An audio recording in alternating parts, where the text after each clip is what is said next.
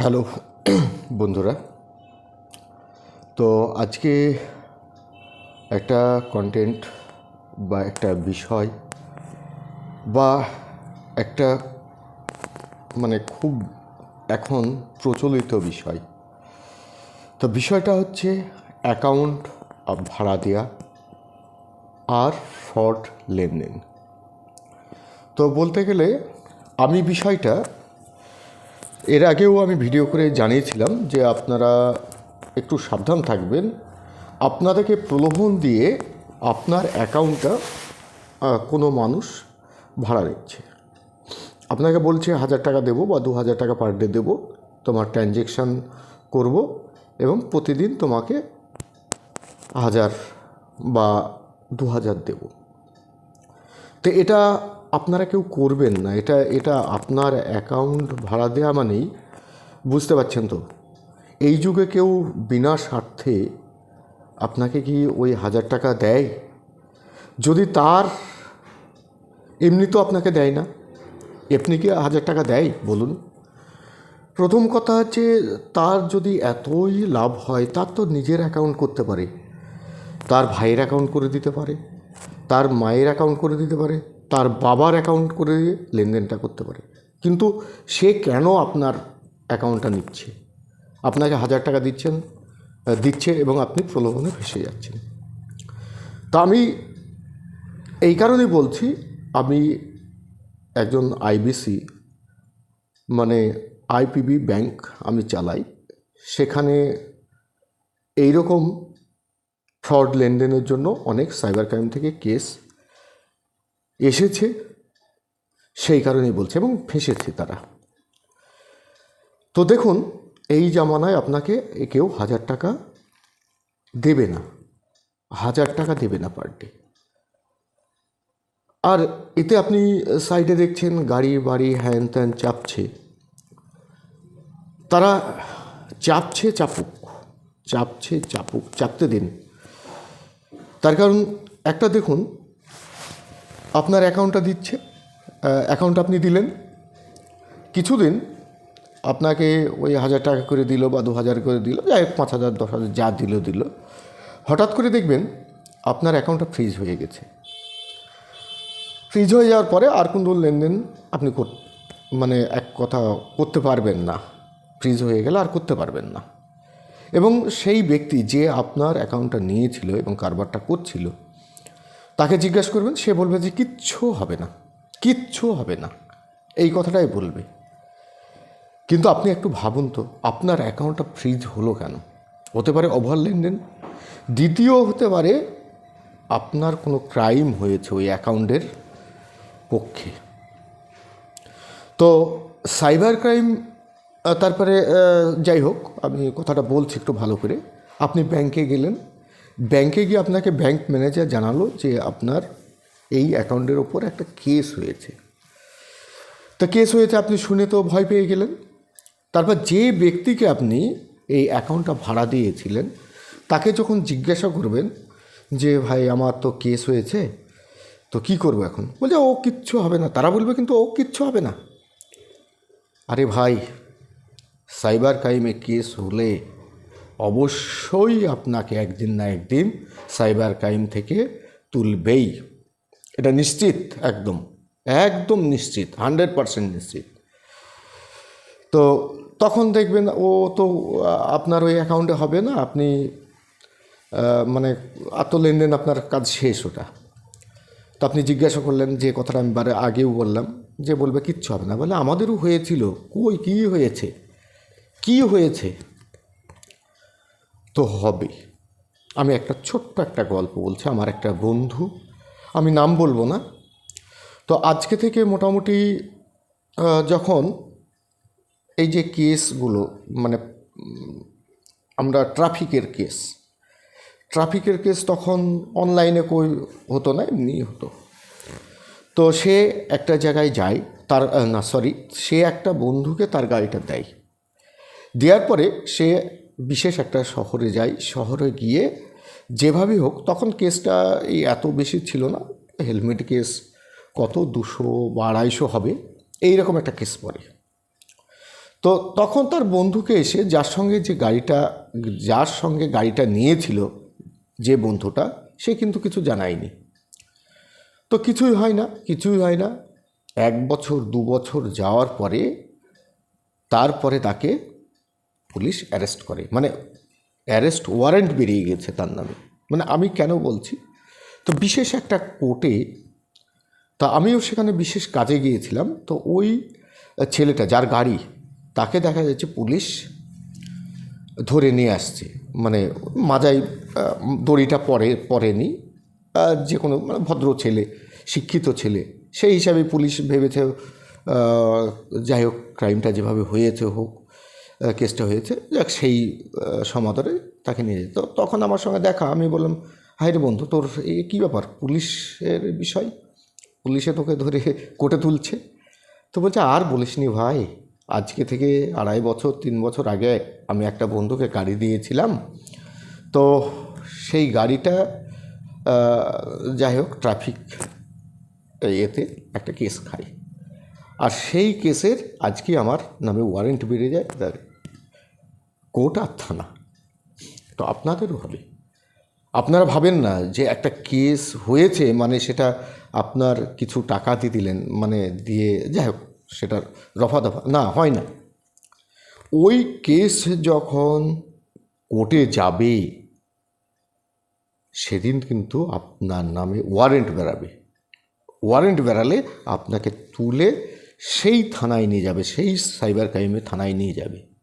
তারপর তো বুঝতেই পারছেন, আপনি না হয় 2 লক্ষ 3 লক্ষ 4 লক্ষ ওই অ্যাকাউন্টের উপর লাভ করেছেন, আর যে পণ্ডিত আপনাকে অফারটা দিয়েছিল সে তো কোটি কোটি টাকা লাভ করেছে। তাহলে ধরবে কাকে? আপনাকে। ও কোটি কোটি টাকা লাভ করেছে, সেই কোটি টাকা পর্যন্ত আপনাকে দিতে হবে। তার কারণ ক্রাইমটা হয়েছে ওই কোটি টাকার উপর। আপনি 1 লাখ টাকা লাভ করেছেন অ্যাকাউন্টটা দিয়ে, ঠিক আছে, কিন্তু কেসটা কিন্তু সেই কোটি টাকার উপরই হবে। তা আমি এখনও বলছি, যাদের এই রকম অ্যাকাউন্ট সাইবার ক্রাইম থেকে কেস হয়েছে ব্যাংকে, আপনারা অবশ্যই উকিলবাবুর সঙ্গে পরামর্শ করুন, না হলে আপনাকে একদিন মানে কি অ্যারেস্ট হতে হবে। গাড়ি বাড়ি দেখছেন চড়ে বেড়াচ্ছে, এরাও রেহাই পাবে না। ভাবেন না যে এরা রেহাই পাবে, কেন? আপনাকে যখন ধরবে, আপনার পরিবার তো তাকে ধরবে না, ধরবে না? অবশ্যই ধরবে। পুলিশ ধরুক আর না করুক, তার কারণ আইনে যেটা বলে যে ক্রাইমটা করেছে তাকেই প্রথমে অ্যারেস্ট করবে, তারপরে আপনার জবানবন্দি নেওয়ার পরে তাকে যাবে, কবে যাবে তার আগে নয়, তার আগেই আপনারা গিয়ে ধরবেন তাকে। আজকে ভালো লাগছে, কোটি কোটি টাকা গাড়ি 4 চাকা চেপে বেড়াচ্ছেন, একদিন বাড়িতে থাকতে পারবেন না। কেন বলছি বুঝতে পেরেছেন?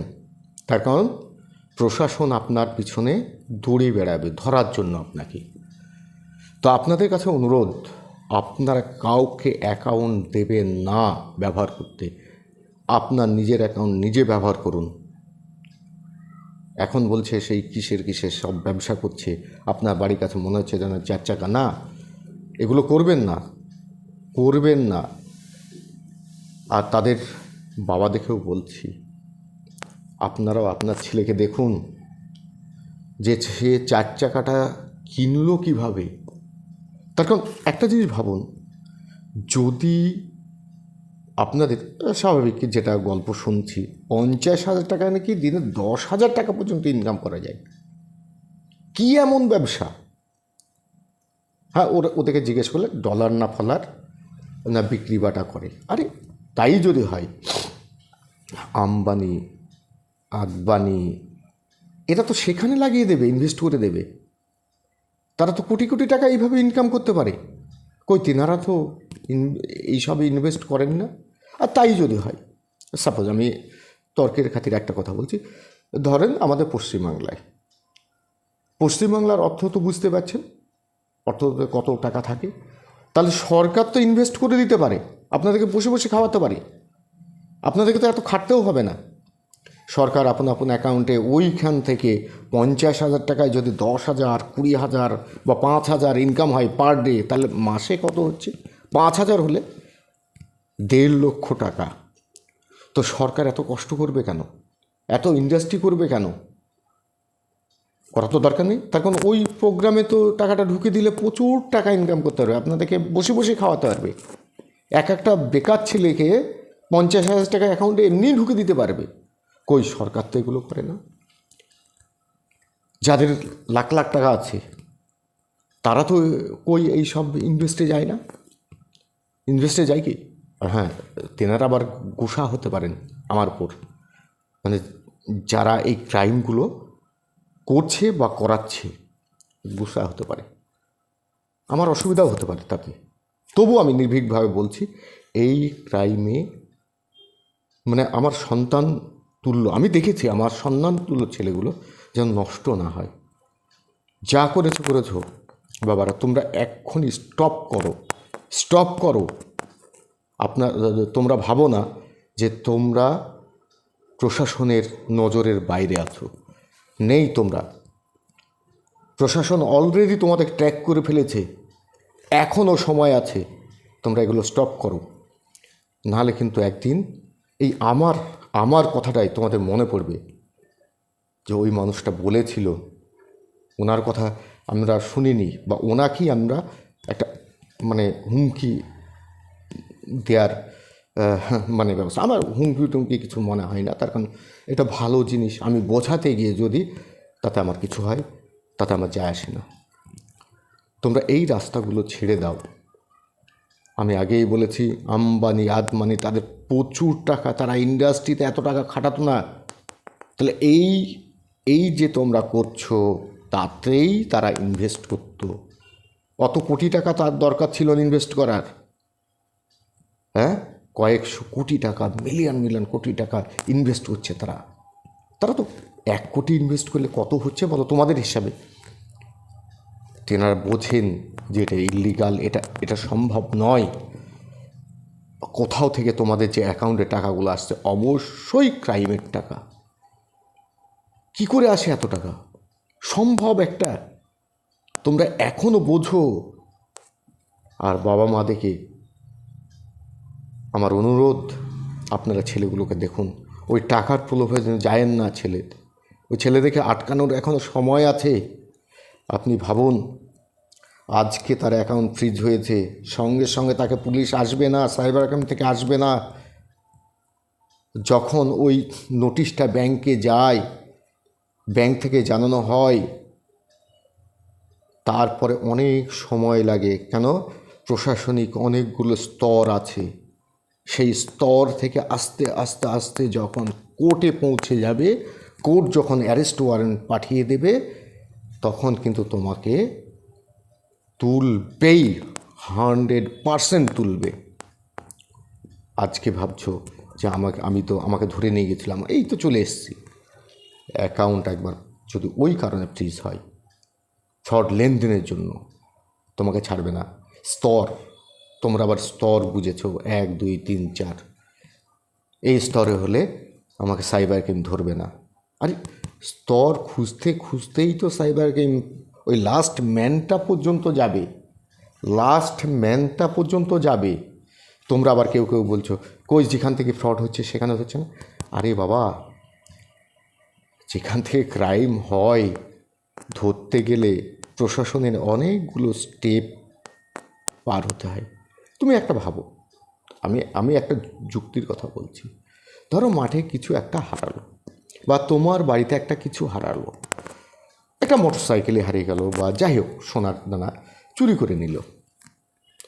সেই চোরকে, সেটা হচ্ছে রাত্রে চুরি হয়েছে, চুরিটা হয়েছে কখন? রাত্রে। পুলিশ কি সেই রাত্রেই ধরে ফেলে?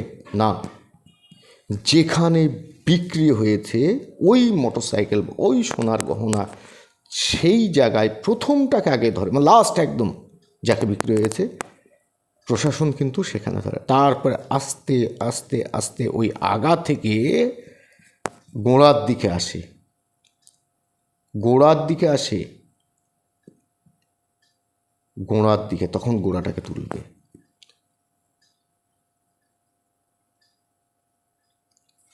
আমি বারবার বলছি, তোমাদের কাছে অনুরোধ, এগুলো করো না। আর যারা অ্যাকাউন্ট ভাড়া দিচ্ছেন লোভে পড়ে, তারা দেবেন না। তার কারণ এই আপনি আগেও আমি প্রথমের দিকেই বললাম, যদি অ্যাকাউন্ট তার যদি লাখ লাখ টাকা ইনকাম হয়, কেউ দেয়? এই জামানায় দেবে? দেবে? ধরেন আমি কোটি কোটি টাকা ইনকাম করছি, আমি আমার ছেলের অ্যাকাউন্ট করে নেবো, আমার মেয়ের অ্যাকাউন্ট করে নেবো, আমার ওয়াইফের অ্যাকাউন্ট করে নেবো, সেই অ্যাকাউন্টের টাকাগুলো নেব। আমি কোনো অন্য পার্সনের অ্যাকাউন্টে টাকাটা দেব না। আপনাদেরকে কী প্রলোভন দিচ্ছে? 1 কোটি টাকা ওই কারেন্ট অ্যাকাউন্ট বা যাই হোক, সেই অ্যাকাউন্টটাই তোমার এনে দেব, আর তোমাকে 25 লাখ টাকা দেব। দেয় কেউ? সম্ভব এটা? আমি আগেই বলেছি, তার ছেলে মেয়ে, তার আত্মীয় স্বজন, তাদেরকে দেবে টাকাটা আগে প্রথমে। তাই বলছি, বারে বারে বলছি, অ্যাকাউন্টগুলো তোমরা দিও না প্রলোভনে পড়ে, তাহলে ফেঁসে যাবে, একদম 100% ফাঁসবে। আর ওই যে বলছে সিজ হলো থেকে হলো, কই কই কই কোনো তো কিছু হয় না, পুলিশও ধরে না, সাইবার ক্রাইম থেকেও আসে না। না, কেস একদিনে অত জায়গায় যায় না। সাইবার ক্রাইম থেকে আস্তে আস্তে আস্তে স্টেপ বাই স্টেপ তোমার বাড়িতে পৌঁছে যাবে।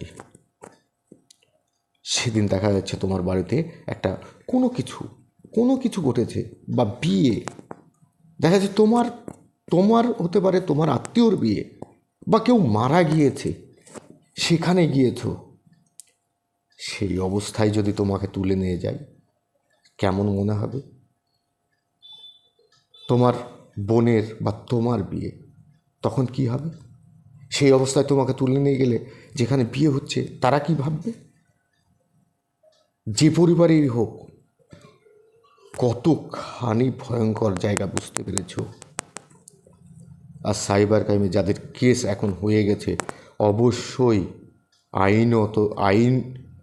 আইনজ্ঞের পরামর্শ নাও, উকিলবাবুর পরামর্শ নাও, সেটাকে ক্লিয়ার করার চেষ্টা করো যেভাবেই হোক।